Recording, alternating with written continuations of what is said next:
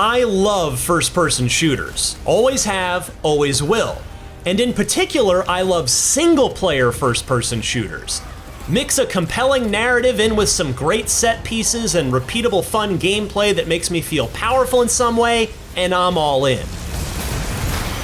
I also love something that feels fresh and new, which is harder to come by in this expensive-to-build, risk-averse genre. That's why I was intrigued to spend a few hours playing Immortals of Aveum, whose Mad Lib sounding name belies a great idea I haven't seen in an FPS in a while. It has 0 guns in it. By now you've already seen that magic takes its place. It's a smart choice that allows plenty of depth and variety between its 3 magic types, and the result thus far is a game that mostly had me smiling the entire time I played. I found a child whose new powers could make them a threat to the kingdom I protect. I say mostly because, well, let me get Aveum's big blemish out of the way now. Its dialogue and main character are not good. See? Easy. Some Triarch shit right there. You play as Jack, a generic, cocky rookie who has developed the rare ability in this universe to wield all 3 types of magic: red, blue, and green. Neither Jack nor the words that come out of his mouth match the tone of this fantasy universe at all. Say again? I'm losing you. You do know I can just see you waving your hand around, right? Maybe this was on purpose to try and avoid being yet another fantasy game, but it just doesn't work. I have no memory of that. I'm not looking forward to an entire campaign's worth of Jack's cringy dialogue with his superior officers and their ever war against the bad guy. No more long lines, convenient. Dismissed. Fortunately, that downside seems to be drastically outweighed by the good stuff in Aveum. Namely, its combat and its visuals. I'll start with the former. While it's true that the tricolor magic spell combat at times mirrors a traditional firearm, like the green magic spell that's functionally all but identical to a minigun that even takes a moment to spin up, the ways they can be combined and upgraded really allows you to feel powerful in every battle. Maybe you use your green magic's machine gun-like ranged attack that homes in on its target slightly to go at some enemies from mid-range before switching to your blue magic sniper-like shots to pick off other foes from afar.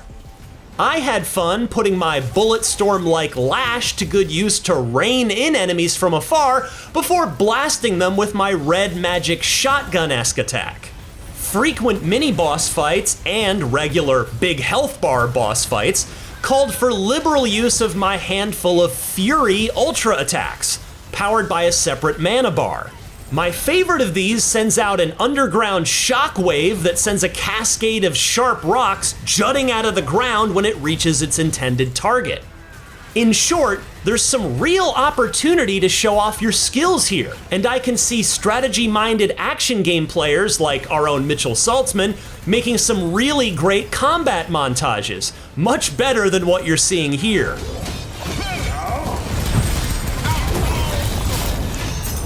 Matching the magic system's impressive combo capabilities are Aveum's Unreal Engine 5 powered graphics.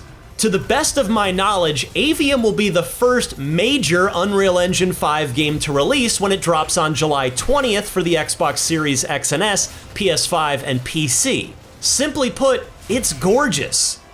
From the in-game cutscenes that show off really incredible detail in the characters' faces, to the spectacular environments you'll battle in, Aveum definitely looks like a game that would not have been possible without the new consoles.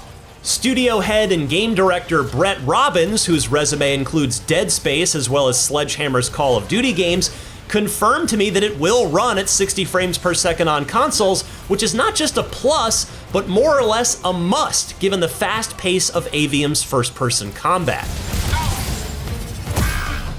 As an over 40 gamer, Immortals of Aveum does remind me of something near and dear to my heart. Raven Software's long-ago fantasy first-person shooters Heretic and Hexen. It's a spiritual connection at best, certainly, But I feel like I haven't seen magic and first-person shooting blended this well since those 90s classics. I'm not optimistic that the full context of Jack's story will make his or anyone else's dialogue in this game any more bearable when I get my hands on the full version, but I'm quite confident that the magic-fueled combat will keep me hooked until the end. For more on Immortals of Aveum, check out the official reveal trailer, and for everything else in the world of video games, stick with IGN.